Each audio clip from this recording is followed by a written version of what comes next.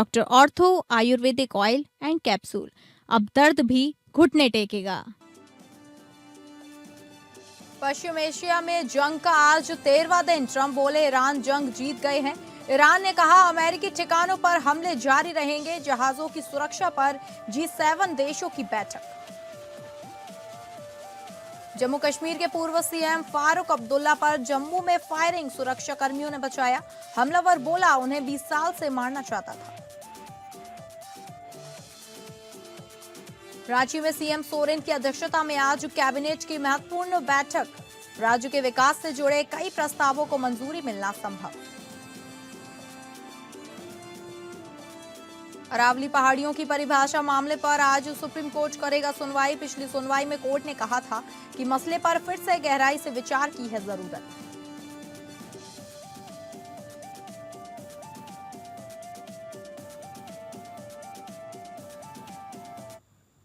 नमस्कार, आप सभी का स्वागत है और मैं हूं आपके साथ अंकिता सिंह। बुलेटिन की शुरुआत करेंगे बड़ी खबर का रुख करके, जहां पश्चिम एशिया में जंग का आज 13वां दिन। ट्रंप बोले ईरान जंग जीत गए हैं। जहाजों की सुरक्षा पर G7 देशों की बैठक।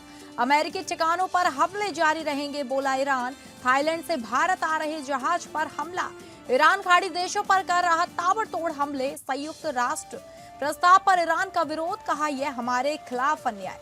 ईरान और इजरायल अमेरिका के बीच चल रही जंग अब अपने 13वें दिन में प्रवेश कर गई है। ईरान ने अमेरिका इजरायल के हवाई हमलों के जवाब में खाड़ी देशों UAE, बहरीन, कुवैत, कतर और सऊदी अरब पर सैकड़ों मिसाइल और ड्रोन दागे हैं। इन हमलों में नागरिक और ऊर्जा ढांचे को निशाना बनाया गया है। हमलों में कई लोगों की मौतें हुई हैं। जंग की वजह से पूरे क्षेत्र में तनाव चरम पर पहुंच गया है। दोनों पक्षों की ओर से ताबड़तोड़ हमले किए जा रहे हैं। अमेरिका और इजरायल ने ईरान के सैन्य ठिकानों, मिसाइल उत्पादन सुविधाओं, IRGC मुख्यालयों और यहां तक कि तेल भंडारण स्थलों पर भी लगातार हमले किए हैं। पश्चिम एशिया में जारी संघर्ष दिन प्रतिदिन और भयावह होता जा रहा है। अमेरिका और इजरायल के भीषण हमलों से दहक रहा ईरान भी जोरदार पलटवार कर रहा है। मिसाइलों और ड्रोन की गरज के बीच यह संघर्ष अब 13वें दिन में प्रवेश कर चुका है। हॉर्मुज़ में जहाजों पर हमले जारी हैं। पूरा क्षेत्र तनाव की चपेट में आ गया है। कुवैत ने दुश्मन ड्रोन को रोकने का दावा किया। अमेरिकी राष्ट्रपति ने कहा कि ईरान के साथ चल रहे युद्ध में अमेरिका मजबूत स्थिति में है। मैरीलैंड में पत्रकारों से बातचीत में ट्रंप ने दावा किया कि ईरान की सैन्य क्षमता काफी कमजोर हो चुकी है। उनके अनुसार ईरान के पास अब प्रभावी नौसेना, वायुसेना या वायु रक्षा प्रणाली नहीं बची है। ट्रंप ने आगे कहा कि अमेरिकी बल ईरान के ऊपर पूरी तरह नियंत्रण की स्थिति में है और अब जल जमरू मध्य की स्थिति पर भी बारीकी से नजर रखी जा रही है। उन्होंने कहा कि अमेरिका चाहे तो तेहरान समेत कई इलाकों के बिजली ढांचे को 1 घंटे में नष्ट कर सकता है, लेकिन ऐसा करना अंतिम विकल्प होगा। उनका कहना था कि लक्ष्य युद्ध को जल्द खत्म करना है। संयुक्त राष्ट्र सुरक्षा परिषद में पारित प्रस्ताव पर ईरान ने कड़ा विरोध जताया। ईरान के प्रतिनिधि आमिर सईद इरावनी ने कहा कि यह फैसला उनके देश के साथ स्पष्ट अन्याय है। केंटकी में एक रैली के दौरान ट्रंप ने कहा कि तेल भंडार जारी करने से अमेरिका और दुनिया के लिए पैदा हुए खतरे को खत्म करने में मदद मिलेगी। उन्होंने ये भी कहा कि ऊर्जा सुरक्षा के लिए पारंपरिक ईंधन जरूरी है और केवल नवीनीकरणीय ऊर्जा पर निर्भर नहीं रहा जा सकता।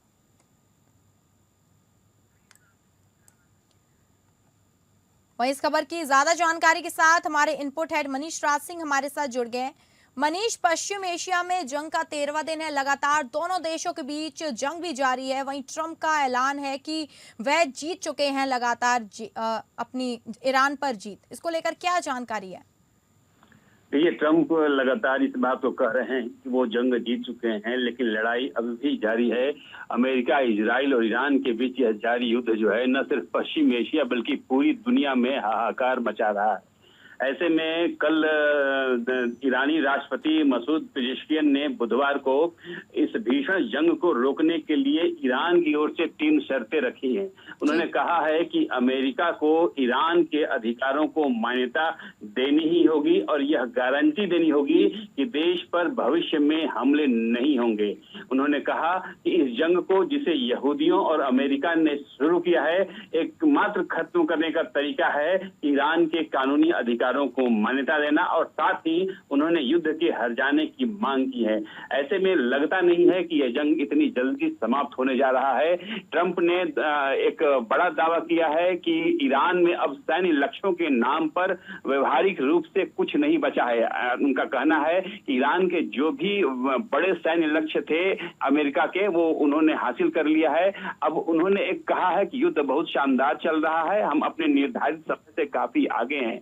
फिलहाल अभी जो कल एक और खबर आ रही है कि संयुक्त राष्ट्र संघ में भारत ने ईरान के खिलाफ मतदान करके और यह मांग की है कि जल्द से जल्द युद्ध बंद हो, नागरिकों को और निर्दोष नागरिकों की जान जा रही है। और भारत का कुल 130 देशों ने साथ दिया है। ऐसे में अब देखना यह है कि तमाम विश्व के दबाव के बावजूद विश्व कितनी जल्दी और कितने दिनों तक ये चलता है और शांत हो रहा है। जी ठीक है, बहुत बहुत धन्यवाद आपका जानकारी साझा करने के लिए। तो आपको बता दें कि इजराइल, अमेरिका, ईरान के बीच लगातार 13वां दिन हो गया है जंग का। वहीं दोनों देशों के बीच ताबड़तोड़ हमले जारी हैं। और अगली बड़ी खबर का रुख करेंगे जो आ रही है जम्मू कश्मीर से। जम्मू कश्मीर के पूर्व सीएम फारूक अब्दुल्ला पर फायरिंग, सुरक्षा कर्मियों ने बचाया, हमलावर बोला उन्हें 20 साल से मारना चाहता था। जम्मू में फारूक अब्दुल्ला पर फायरिंग, शादी के कार्यक्रम में हमले की कोशिश। आपको बता दें, नेशनल कॉन्फ्रेंस अध्यक्ष और जम्मू कश्मीर के पूर्व मुख्यमंत्री फारूक अब्दुल्ला पर बुधवार रात एक व्यक्ति ने फायरिंग कर दी। गनीमत रही कि गोली उन्हें नहीं लगी। अधिकारियों के मुताबिक फारूक जम्मू में एक शादी समारोह में पहुंचे थे। उनके साथ राज्य के डिप्टी सीएम सुरेंद्र चौधरी भी थे। घटना का सीसीटीवी भी सामने आया। इसमें देखा जा सकता है कि 70 साल के हमलावर कमल सिंह जामवाल ने पीछे से आकर फारूक के सिर पर रिवॉल्वर तान दी। सुरक्षा कर्मियों ने तुरंत हमलावर का हाथ हटाया, जिससे फायर हवा में हो गया। आरोपी को पकड़ लिया गया और हमले के कारणों का पता लगाया जा रहा है। हमलावर कमल ने पुलिस को बताया कि मैं पिछले 20 सालों से फारूक अब्दुल्ला को मारना चाहता था, यही मेरा मकसद था। पुलिस के मुताबिक हमलावर पिछले कई सालों से लाइसेंसी हथियार इस्तेमाल कर रहा है। सीएम उमर बोले, जेनजी सिक्योरिटी में कोई करीब कैसे आया। फारूक के बेटे और जम्मू कश्मीर के सीएम उमर अब्दुल्ला ने एक्स पर लिखा कि एक आदमी लोडेड पिस्टल लेकर पॉइंट ब्लैंक रेंज में आ गया और गोली चला दी। सवाल उठता है कि कोई जेनजी एनएसजी प्रोटेक्टिव पूर्व सीएम कितने करीब कैसे पहुंच गया।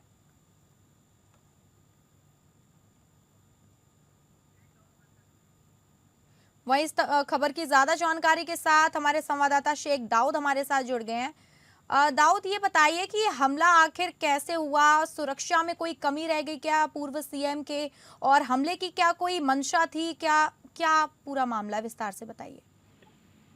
बिल्कुल, कल ये जो शाम को ये खबर आई है तो पूरा इस पे हम गौर खोज कर रहे हैं। तो ये एक शादी चल रही है जम्मू में, एक ग्रेटर कैलाश के एक 5 स्टार होटल में। तो वहां पर जो पूर्व मंत्री फारूक अब्दुल्ला और उसके साथ डिप्टी सीएम चौधरी भी वहां पे गए थे खाना खाने के लिए और वो फंक्शन अटेंड कर रहे थे। तो उसके बाद जब वो वहां से वापस निकले तो एक जो वहां पे जो जिसकी शादी है उसका जो कजन है उसके पास एक लाइसेंस वेपन था।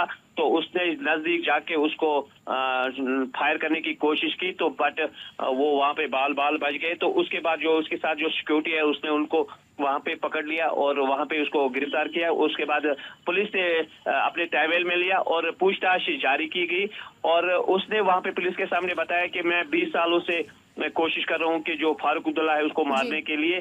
और अब उमर अब्दुल्ला ने एक ट्वीट किया है कि ये इसके पास इतनी हाई सिक्योरिटी है और अगर डॉक्टर फारूक अब्दुल्ला इस फंक्शन में गए और बाकी जो लीडर हैं, बट जम्मू कश्मीर की पुलिस वहां पे मौजूद नहीं है, इतनी चौकसी, इतने बड़े लीडर वहां पे गए, सिक्योरिटी मौजूद नहीं है और इसके पास इतनी ज्यादा सिक्योरिटी है और उसके बावजूद ये हमलावर वहां पे पहुंच गए। आखिरकार इसके पीछे क्या राज है? उसने गवर्नमेंट से एक रिक्वेस्ट की कि इसके पीछे जो कारण क्या है वो हमें बताइए। और वो अभी भी पुलिस स्टेशन के अंदर है और पूरी तरह से उसके खिलाफ जो पूछताछ है वो अभी भी जारी है। ठीक है, आपका बहुत बहुत धन्यवाद जानकारी देने के लिए। तो आपको बता दें, जम्मू कश्मीर के पूर्व सीएम फारूक अब्दुल्ला को सुरक्षा कर्मियों ने बचाया। वहीं वो शादी के समारोह में गए थे जहां उन पर फायरिंग की घटना हुई। और अगली बड़ी खबर का रुख करेंगे। आज अयोध्या दौरे पर सीएम योगी राष्ट्रपति मुर्मू के आगमन की तैयारियों की करेंगे समीक्षा। राम दरबार और हनुमानगढ़ी मंदिर में दर्शन पूजन करेंगे। उत्तर प्रदेश के मुख्यमंत्री योगी आदित्यनाथ आज अयोध्या दौरे पर रहेंगे। राष्ट्रपति द्रौपदी मुर्मू के प्रस्तावित दौरे से पहले मुख्यमंत्री अधिकारियों के साथ तैयारियों की समीक्षा करेंगे। मुख्यमंत्री सुबह करीब 10 बजे रामकथा पार्क स्थित हेलीपैड पर पहुंचेंगे। सीएम योगी राज जन्मभूमि परिसर स्थित राम मंदिर और राम दरबार और हनुमानगढ़ी मंदिर में दर्शन पूजन करेंगे। इसके बाद पीएफसी सभागार में अधिकारियों के साथ बैठक कर राष्ट्रपति के 19 मार्च को प्रस्तावित अयोध्या दौरे की तैयारियों की समीक्षा करेंगे। आपको बता दें कि हिंदी नववर्ष के अवसर पर राष्ट्रपति द्रौपदी मुर्मू राम मंदिर के द्वितीय तल पर राम यंत्र की स्थापना करेंगी और मंदिर निर्माण में योगदान देने वाले श्रमिकों को सम्मानित भी करेंगी। मुख्यमंत्री इससे पहले बलरामपुर के देवी पाटन से सीधे अयोध्या पहुंचेंगे। वहीं इस खबर की ज्यादा जानकारी के साथ हमारे विशेष संवाददाता आनंद सिंह हमारे साथ जुड़ चुके हैं। आनंद, क्या क्या तैयारियां कर ली गई हैं राष्ट्रपति के आगमन को लेकर? बिल्कुल, देखिए 19 मार्च को प्रस्तावित है राष्ट्रपति द्रौपदी मुर्मू का अयोध्या दौरा। इसको देखते हुए न सिर्फ तैयारियां मुकम्मल की जा रही है, बल्कि खुद मुख्यमंत्री योगी आदित्यनाथ अयोध्या आ रहे हैं और जो तमाम तैयारियां हैं उनका वो जायजा लेंगे, अधिकारियों के साथ बैठक करेंगे और जो जरूरी दिशा निर्देश है वो देंगे मुख्यमंत्री योगी आदित्यनाथ। जो सबसे बड़ा कार्यक्रम 19 मार्च को होने वाला है उसमें न सिर्फ दर्शन पूजन करेंगे राष्ट्रपति राम मंदिर जाकर, बल्कि वहाँ के जो उप मंदिर है, जो तमाम अन्य मंदिर प्रांगण में बने हुए हैं, वहाँ पर वो जाएंगी, वहाँ पर दर्शन पूजन करेंगी और श्री राम यंत्र की स्थापना करेंगी जो प्रथम तल है। यानी कि नीचे आप देखेंगे तो भगवान रामलला का बाल स्वरूप विराजमान है राम मंदिर में और जो प्रथम तल है उस पर राम दरबार है, वहाँ पर राष्ट्रपति जाएंगी और श्री राम यंत्र की स्थापना करेंगी। ये पूरा कार्यक्रम वहाँ पर रहने वाला है और इसी के दृष्टिगत आज मुख्यमंत्री योगी आदित्यनाथ अयोध्या पहुंच रहे हैं, जहाँ पर वो तमाम तैयारियों की समीक्षा करेंगे, अधिकारियों के साथ बैठक करेंगे और जो जरूरी दिशा निर्देश है वो देंगे। जी ठीक है, बहुत बहुत धन्यवाद आपका जानकारी देने के लिए। तो आपको बता दें आज अयोध्या के दौरे पर सीएम योगी आदित्यनाथ हैं, वहीं राष्ट्रपति मुर्मू के आगमन की तैयारियों की समीक्षा भी सीएम योगी करने वाले हैं।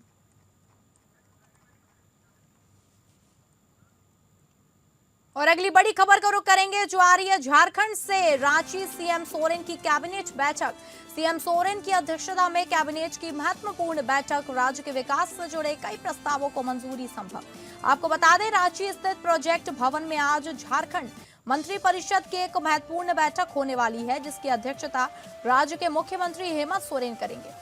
इस बारे में बुधवार को मंत्रिमंडल सचिवालय एवं निगरानी विभाग के अधिक जानकारी देते हुए बताया कि झारखंड विधानसभा के बजट सत्र की निर्धारित कार्यवाही की समाप्ति के बाद ये बैठक गुरुवार यानी आज की तारीख के लिए प्रस्तावित है। ऐसे में अंदाजा लगाया जा रहा है कि कैबिनेट की यह बैठक संपन्न होने से देर शाम लग सकती है। आपको बता दें कि आज सत्र का 12वां दिन है। तो वहीं धुर्वा स्थित प्रोजेक्ट भवन के मंत्रिपरिषद कक्ष में होने वाली बैठक के दौरान सभी विभागीय मंत्री की उपस्थिति रहने की संभावना है। इस दौरान विभिन्न विभागों के प्रस्तावों पर कैबिनेट में सहमति की भी संभावनाएं जताई जा रही हैं।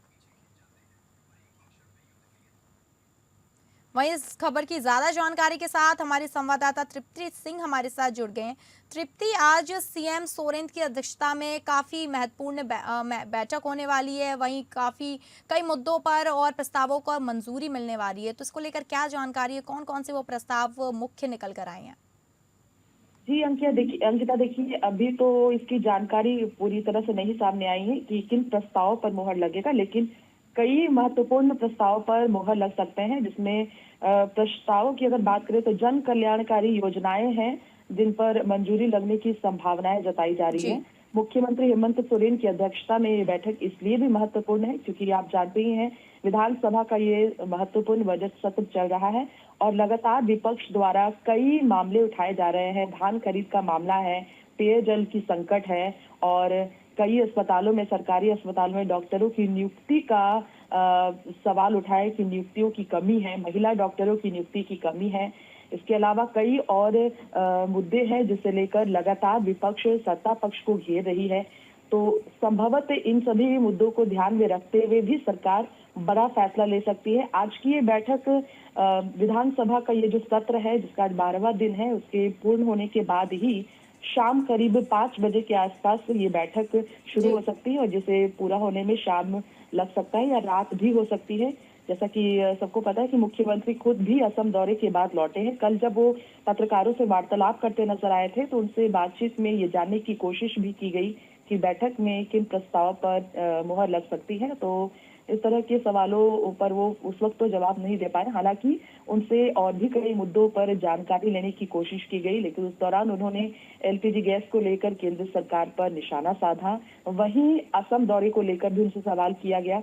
लेकिन अब यहाँ जब बैठक की बात हो रही है तो यहाँ मैं आपको बताना चाहूंगी कि जो बड़े फैसले होने वाले हैं इसकी अगर बात करें तो इससे पहले 5 फरवरी 2026 को 27 महत्वपूर्ण प्रस्तावों पर मंजूरी लगाई गई थी और इसलिए ये महत्वपूर्ण बैठक जो है इसमें जो प्रशासनिक व्यवस्थाओं को लेकर बड़ा फैसला आ सकता है। राज्य के विकास को ध्यान में रखते हुए भी कई फैसले लिए जा सकते हैं और इस बैठक में झारखंड के सभी मंत्रियों की मौजूदगी होगी। सीएम खुद इसकी अध्यक्षता करने वाले हैं और साथ ही आपको बताना चाहेंगे रांची के धुर्वा में जो प्रोजेक्ट भवन है यहाँ पर ये जो बैठक होगी, यहाँ पर खास तौर पर ये भी जानकारी सामने आई है कि इस बैठक में जो विपक्ष द्वारा जो सवाल उठाए गए हैं। ठीक है तृप्ति, ठीक है, बहुत बहुत धन्यवाद आपका जानकारी साझा करने के लिए। और अगली बड़ी खबर का रुख करेंगे जो आ रही उत्तराखंड से। बढ़ सकती है उत्तराखंड सत्र की अवधि। देहरादून विधानसभा सत्र की अवधि बढ़ सकती है। सदन में सीएम धामी ने दिए संकेत। सीएम बोले विपक्ष के एक एक सवाल का देंगे जवाब। विधानसभा सत्र की अवधि बढ़ सकती है। राज्यपाल अभिभाषण पर धन्यवाद प्रस्ताव पर चर्चा के दौरान मुख्यमंत्री ने सदन में सत्र की अवधि बढ़ाने के संकेत दिए। सीएम ने कहा रविवार को अवकाश कर सोमवार को भी मुद्दों पर चर्चा कर सकते हैं। विपक्ष के एक एक बात का जवाब देंगे। विपक्षी जितनी चर्चा चाहता है हम करेंगे। मुख्यमंत्री ने कहा विपक्ष की ओर से बार बार आरोप लगाए जा रहे हैं कि सरकार सदन नहीं चलाना चाहती, लेकिन सच्चाई ये है कि पिछले 4 सालों में भराड़ीसैंण में सबसे अधिक सत्र हुए हैं। भविष्य में इसकी संख्या बढ़ाई जाएगी। शुक्रवार तक सत्र पहले से तय है।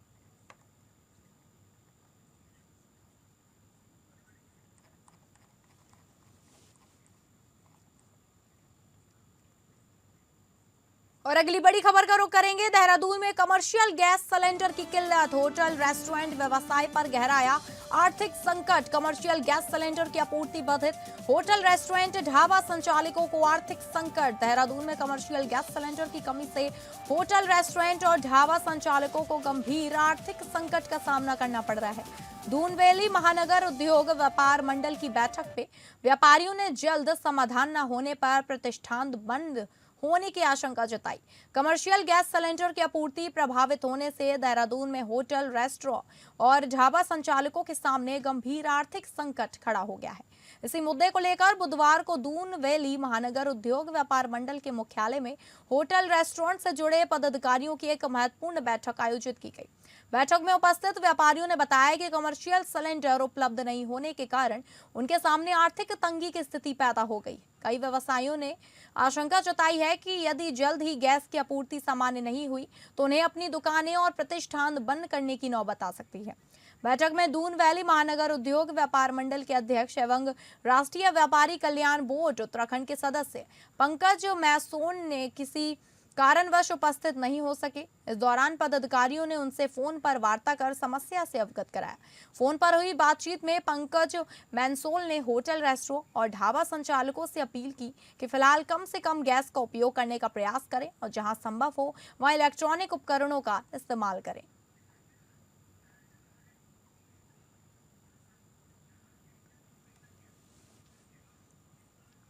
और अगली बड़ी खबर का रुख करेंगे जो आ रही है महाराष्ट्र से। मुंबई विधान भवन को बम से उड़ाने की धमकी। बजट सत्र के बीच बम से उड़ाने की धमकी। मुंबई पुलिस और सुरक्षा एजेंसियां एक्शन मोड में। आपको बता दें महाराष्ट्र की राजधानी मुंबई में एक बड़ी खबर सामने आई है। दक्षिण मुंबई स्थित विधान भवन को एक ईमेल के जरिए बम से उड़ाने की धमकी दी गई है। यह धमकी ऐसे समय आई जब वहां राज्य सरकार का बजट सत्र चल रहा था। धमकी भरा ईमेल मिलने के तुरंत बाद मुंबई पुलिस और सुरक्षा एजेंसियां एक्शन मोड में आ गई हैं। मौके पर बॉम्ब स्क्वाड, डॉग स्क्वाड और मुंबई पुलिस की टीम पहुंच गई। विधान भवन के मुख्य द्वारों को बंद कर दिया गया। मीडिया कर्मियों और आम जनता को परिसर से बाहर ही रोक दिया गया। वहीं इस खबर की तमाम जानकारियों के साथ सर्वजीत सोनी हमारे साथ जुड़ गए। सर्वजीत, बजट सत्र के बीच में बम से उड़ाने की धमकी मिली है, आखिर क्या है पूरा मामला, विस्तार से बताइए। जिस तरह से महाराष्ट्र का विधानसभा का बजट सत्र शुरू है उसमें एक मेल किया गया था। मेल में एक धमकी भरा मेल किया गया था जिसमें मंत्रालय को भी टारगेट बनाया गया था, जिसमें विधान भवन का सत्र शुरू है उन्हें भी, जे पुलिस स्टेशन और एक सरकारी अस्पताल को टारगेट बना के ऐसा मेल किया गया था। मेल के बाद सुरक्षा कर्मी तुरंत एक्टिव हुए और वहां पर डॉग स्क्वाड के साथ एजेंसीज पूरे विधान भवन की जो कामकाज को रोक के पूरा तलाशी लिया गया। हालांकि तलाशी के बाद ये मेल फेक निकला, लेकिन जिस तरह से जो मेल किया गया था उसकी जांच की जा रही है। आईपी एड्रेस का यूज करना उसकी जांच की जा रही है और ऐसे सत्र में जिस तरह से धमकी भरा मेल आया है इस पर विपक्ष भी पूरी तरह आक्रामक है। सुरक्षा को लेकर सवाल उठाए जा रहे हैं। हालांकि आईपी एड्रेस साइबर क्राइम की तरफ से ट्रेस किया जा रहा है। अब देखना है कि जो मेल किया था उसका इंटेंशन क्या था और आईपी एड्रेस में किन जो उसमें जो ट्रेस किया जाता है वो कहाँ का होता है, इस पूरे मामले को देखा गया। लेकिन सुरक्षा के कड़े इंतजाम किए गए हैं। अभी जो विधान भवन में अंदर जो एंट्री गेट है वहां पे भी कड़ी सुरक्षा बढ़ा दी गई है। जी ठीक है, बहुत बहुत धन्यवाद आपका जानकारी देने के लिए। और अगली बड़ी खबर का रुख करेंगे अरावली पहाड़ियों की परिभाषा पर मामला। अरावली पहाड़ी मामले पर सुप्रीम कोर्ट में सुनवाई, मसले पर फिर से गहराई से विचार की जरूरत, बोला एससी। अरावली पहाड़ियों की परिभाषा से जुड़े विवाद पर आज सुप्रीम कोर्ट सुनवाई करेगा। कोर्ट ने माना था कि इस मसले पर फिर से गहराई से विचार की जरूरत है और इसके लिए नई निष्पक्ष और स्वतंत्र एक्सपर्ट कमेटी बनाई जाएगी। कोर्ट ने सरकार एमिकस क्यूरी से कमेटी के सदस्यों के नाम के बारे में सुझाव मांगे थे। दरअसल सुप्रीम कोर्ट ने उस फैसले पर रोक लगा दी जिसमें सुप्रीम कोर्ट द्वारा 100 मीटर या उससे ज्यादा की ऊंचाई वाली हिल्स को ही अरावली मानने की सरकार की ओर से गठित समिति की सिफारिश को स्वीकार कर लिया था।